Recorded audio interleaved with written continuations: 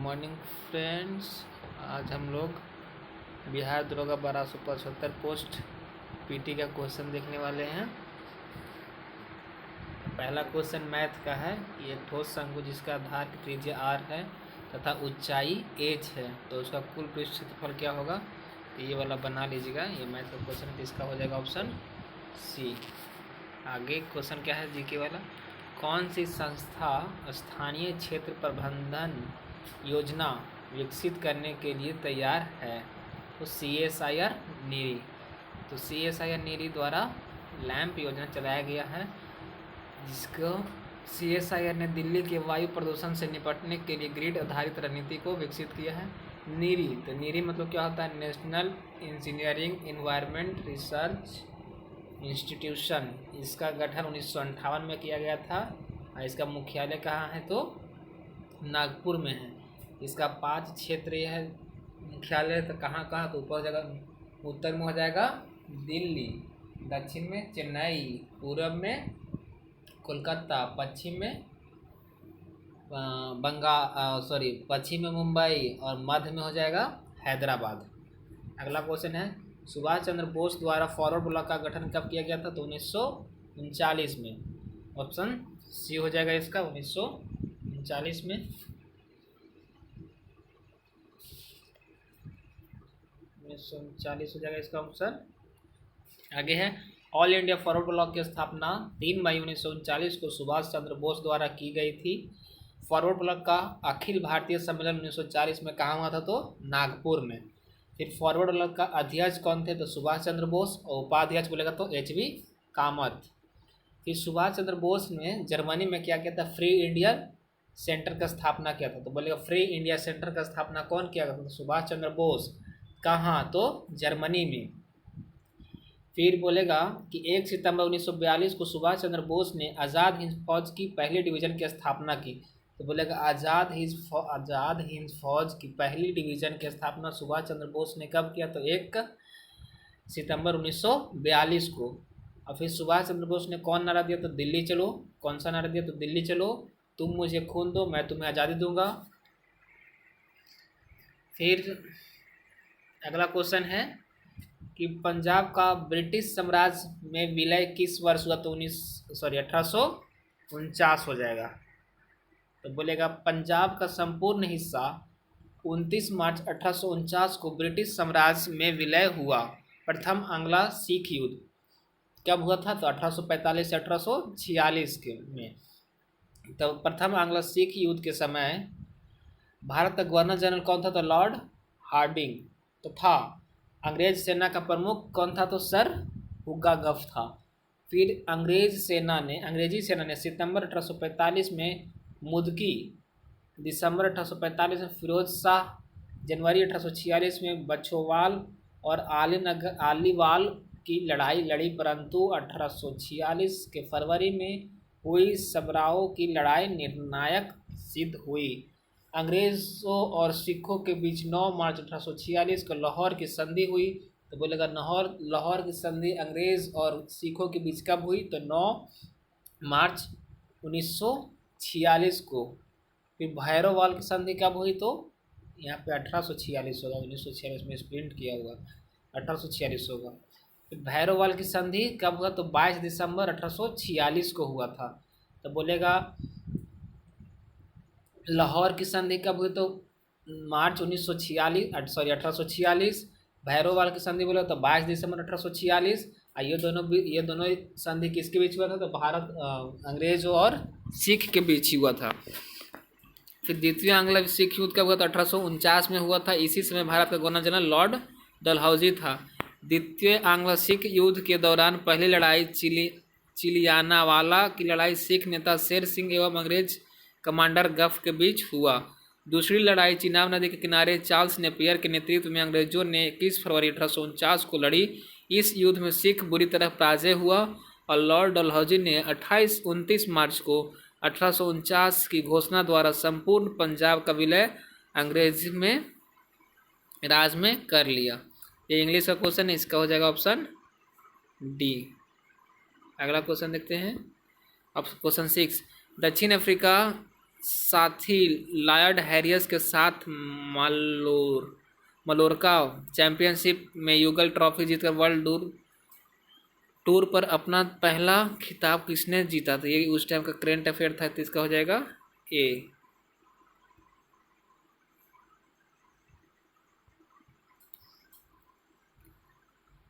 अगला क्वेश्चन है, भारत के सबसे उत्तरी दिशा में निम्न में से कौन सा जैवमंडल भंडार स्थित है? तो हो जाएगा कोल्ड डेजर्ट। तो कोल्ड डेजर्ट कहाँ है? तो कोल्ड डेजर्ट हो जाएगा हिमाचल प्रदेश।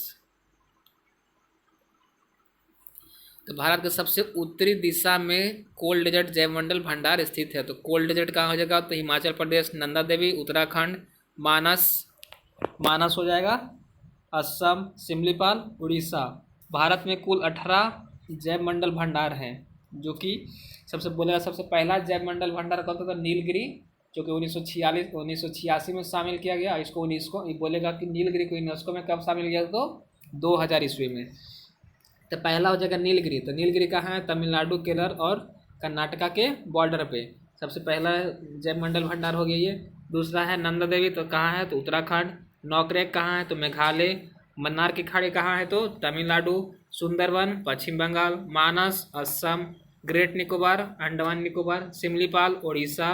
डिब्रू सखोवा कहाँ है? तो असम। दिहांग दिबांग कहाँ है? तो अरुणाचल प्रदेश। पंचमढ़ी कहाँ है? तो मध्य प्रदेश। कंचनजंगा कहाँ है? तो सिक्किम। अगस्त मलाई कहाँ है? तो तमिलनाडु केरल। अचानक कुमार कहाँ है? तो मध्य प्रदेश छत्तीसगढ़ के बॉर्डर पे। कच्छ का रण कहाँ है? तो गुजरात में। कोल्ड डेजर्ट कहाँ है? तो हिमाचल प्रदेश। आगे फिर क्या हो जाएगा? शेषाचलम कहाँ है? तो आंध्र प्रदेश। और पन्ना मध्य प्रदेश। ये टोटल 18 जैवमंडल भारत में है। पहला जैवमंडल बोलेगा तो नीलगिरी की पहाड़ी, जिसको 1986 में शामिल किया गया था। इसको यूनेस्को में कब शामिल किया गया? तो 2000 ईस्वी में। 8वां क्वेश्चन है, जनगणना 2011 के अनुसार भारत में किस राज्य में जनसंख्या घनत्व सर्वाधिक था? तो वो हो जाएगा ऑप्शन ए बिहार। कितना था? तो 1106। उसके बाद पश्चिम बंगाल। तो क्या जनगणना 2011 के अनुसार भारत में बिहार की जनसंख्या घनत्व सर्वाधिक है? तो हो जाएगा पहला बिहार 1106। दूसरा हो जाएगा पश्चिम बंगाल 1028। तीसरा हो जाएगा केरल 1860। चौथा हो जाएगा उत्तर प्रदेश 1829। और पाँचवा हो जाएगा हरियाणा। सबसे कम बोलेगा तो अरुणाचल प्रदेश 17। फिर उसके बाद मिजोरम 52, सिक्किम 86 और मणिपुर 115। केंद्र शासित प्रदेश बोलेगा तो सबसे ज़्यादा दिल्ली में, और उसके बाद चंडीगढ़। और न्यूनतम बोलेगा तो अंडमान और निकोबार। तो बोलेगा राज्य में बोलेगा तो सबसे ज़्यादा कहाँ? बिहार में। उसके बाद पश्चिम बंगाल, फिर केरल, फिर उत्तर प्रदेश। और सबसे कम बोलेगा तो पहले अरुणाचल प्रदेश, फिर मिजोरम, तब सिक्किम, तब मणिपुर। और केंद्र शासित प्रदेश बोलेगा तो सबसे ज़्यादा कहाँ? तो दिल्ली, फिर उसके बाद लक्षद्वीप। और केंद्र शासित प्रदेश में सबसे कम बोलेगा तो अंडमान और निकोबार। 2011 के जनगणना के अनुसार भारत का जनसंख्या घनत्व कितना था? तो 382 व्यक्ति पर किलोमीटर स्क्वायर।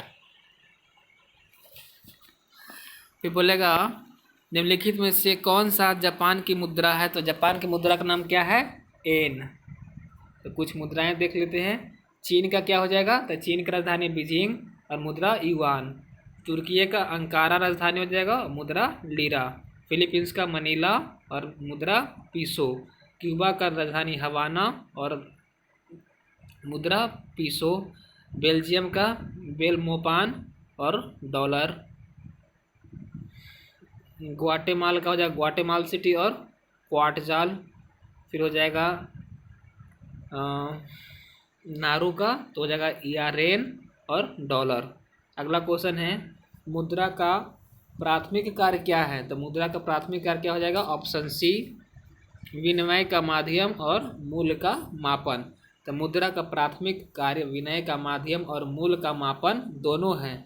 मुद्रा के प्राथमिक कार्यों को मुख्य कार्य भी कहा जाता है। इन कार्यों के अंतर्गत मुद्रा के उन कार्यों को सम्मिलित किया जाता है जो मुद्रा द्वारा प्रत्येक देश में संपादित किए जाते हैं। मुद्रा दो प्रकार के होते हैं, दो प्राथमिक कार्य हैं, वही विनिमय का माध्यम और मूल्य का मापन। अगला क्वेश्चन है, सर्वाधिक प्रचुरता वाला उत्पादन साधन क्या है? तो श्रम हो जाएगा। फिर अगला क्वेश्चन है, दो सेक्टर अर्थव्यवस्था प्रारूप में समग्र मांग होती है तो C+I हो जाएगा। अगला क्वेश्चन, जो बात लोगों से सुनी गई हो वाक्यांश के लिए एक शब्द है क्या? जनश्रुति हो जाएगा। जनश्रुति हो जाएगा। जनश्रुति। जानने को इच्छा को जिज्ञासु कहते हैं। जिज्ञासा क्या होता है? जानने का इच्छा। जजिया मतलब क्या होता है? एक प्रकार का संपत्ति कर। और जनजाति क्या होता है? एक खास आदिवासी समुदाय। हिटलर का जन्म कहाँ हुआ था? तो हिटलर का जन्म बनई में हुआ था।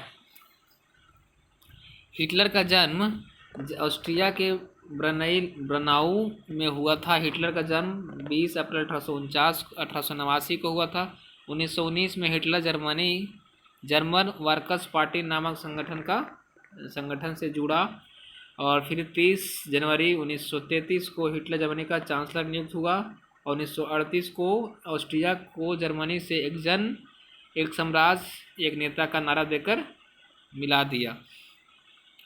फिर बोलेगा हिटलर का आत्मकथा क्या है? तो मीन कैफ। किसकी आत्मकथा है? तो हिटलर का। तो मीन कैफ किसकी आत्मकथा है? तो हिटलर का। अगला क्वेश्चन, प्राकृतिक संसाधनों के दोहन से वस्तु का उत्पादन करने वाला क्षेत्र कहलाता है प्राथमिक क्षेत्र। तो जानते हैं 3 तरह का क्षेत्र होता है, प्राथमिक क्षेत्र, द्वितीय क्षेत्र और तृतीय क्षेत्र। प्राथमिक क्षेत्र में आता है जितना भी पर्यावरण से रिलेटेड है। द्वितीय क्षेत्र में मतलब पर्यावरण से लेकर उसको मैन्युफैक्चरिंग करना। और तृतीय क्षेत्र में हो जाएगा, तृतीय क्षेत्र को ही कहा जाता है सेवा क्षेत्र। अगला क्वेश्चन, राज्य विधान परिषद की न्यूनतम सदस्य संख्या कितना होना चाहिए? तो 40। तो अनुच्छेद 171 में यह कहता है कि न्यूनतम अधिकतम विधानसभा के 1/3 और न्यूनतम 40 होना चाहिए। और संविधान का अनुच्छेद 169 क्या 169 क्या कहता है कि विधान परिषद का गठन के बारे में कहता है। 171 संरचना कहता है। और क्या कहता है कि प्रत्येक 2 वर्ष में 1/3 क्या हो जाएगा? सेवानिवृत्त होंगे और इनका कार्यकाल, सदस्यों का कार्यकाल कितना होता है? तो 6 वर्ष होता है। अगला क्वेश्चन, अब बोलेगा कि विधान परिषद कितने राज्यों में है? तो 6 राज्य में। कौन कौन सा? तो आंध्र प्रदेश, बिहार, कर्नाटका, महाराष्ट्र, तेलंगाना, उत्तर प्रदेश। ये 6 राज्यों में विधान परिषद है। और सबसे ज़्यादा सीट कहाँ है? तो उत्तर प्रदेश में। बिहार में कितना सीट है विधानसभा सीट? तो बिहार में विधान परिषद सीट 75 है। विधानसभा 243। लोकसभा का आरक्षित कितना है? तो 40। उसमें SC का 38 और ST का 2। नहीं, ये विधानसभा में है। SC का 38 और ST का 2। और लोकसभा में बोलेगा तो 6। SC का कितना सीट रिजर्व है बिहार से लोकसभा के लिए? तो 6। कौन कौन सा? तो हो जाएगा गया, जमुई, औरंगाबाद, हाजीपुर हो गया, समस्तीपुर, और एक हो जाएगा गोपालगंज, शायद है गोपालगंज ही होगा। 6 राज्य हो गया।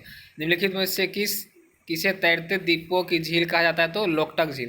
तो लोकटक झील कहाँ है? तो लोकटक झील मणिपुर में है। यहाँ इसी को यहाँ एक राष्ट्रीय उद्यान है जिसका नाम है काबुल लमजाओ राष्ट्रीय उद्यान।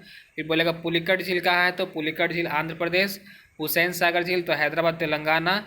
और ढेवर या जयसमंद झील कहाँ है? तो उदयपुर राजस्थान में है।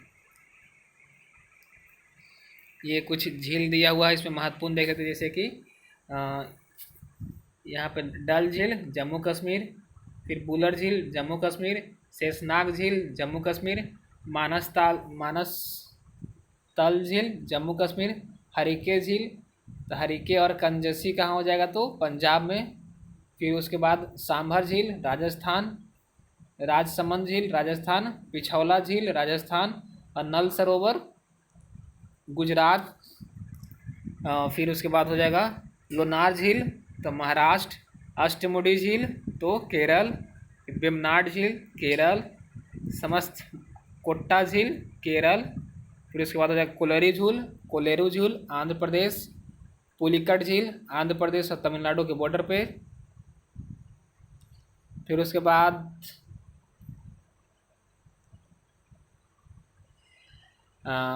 चिल्का झील उड़ीसा, रुद्र सागर त्रिपुरा, लोकटक झील मणिपुर, फिर दिफोर झील मिजोरम, फिर कांवर झील बिहार और हो गया। फिर इधर नैनीताल उत्तराखंड, देवताल उत्तराखंड, राकसताल उत्तराखंड, जितना ताल है उत्तराखंड, लेकिन सूर्यताल और चंद्रताल बोलेगा तो हिमाचल प्रदेश, सूर्यताल और चंद्रताल हिमाचल प्रदेश, बाकी जितना ताल है सब उत्तराखंड। अगला क्वेश्चन, बिहार के निम्नलिखित में से कौन सा जिला स्वर्ण खनिजों के उत्पादन की सूची में है? तो जमुई। जमुई में, बिहार का जमुई जिला में क्या है कि सोने का भंडार अवस्थित है। अगला क्वेश्चन ये वाला देख लेते हैं, सीसा कहाँ है? तो बिहार में जैसे खनिज कहाँ कहाँ है, तो सोना कहाँ हो गया? जमुई, सीसा भागलपुर, क्वार्ट्ज जमुई, गंधक रोहतास, कोयला औरंगाबाद, यूरेनियम गया, बेरिलियम गया नवादा, डेलोमाइट रोहतास, खनिज तेल मुंगेर, अभ्रक गया नवादा मुंगेर जमुई, चीनी मिट्टी भागलपुर, लिथियम गया, बॉक्साइड मुंगेर। भारत छोड़ो आंदोलन के प्रस्ताव को किसने पेश किया? तो हो जाएगा जवाहरलाल नेहरू। व्याख्या देख लेते हैं, भारत छोड़ो आंदोलन के प्रस्ताव को जवाहरलाल नेहरू ने पेश किया था। 7 अगस्त 1942 को बम्बई के ग्वालियर टैंक में कांग्रेस का वर्धा अधिवेशन हुआ, जिसकी अध्यक्षता अबुल कलाम आज़ाद ने किया। तो बोलेगा भारत छोड़ो आंदोलन का 1942 का अधिवेशन कहाँ हुआ था? तो वर्धा में हुआ था, और फिर जो कि 7 अगस्त 1942 को बम्बई में के वर्धा में हुआ था, फिर जिसकी अध्यक्षता अबुल कलाम आज़ाद ने किया था। फिर कांग्रेस के इस ऐतिहासिक सम्मेलन में गांधी जी ने लगभग 70 मिनट तक भाषण दिया। तो बोलेगा गांधी जी ने कितने मिनट तक इस अधिवेशन में भाषण दिया था? तो 70 मिनट तक।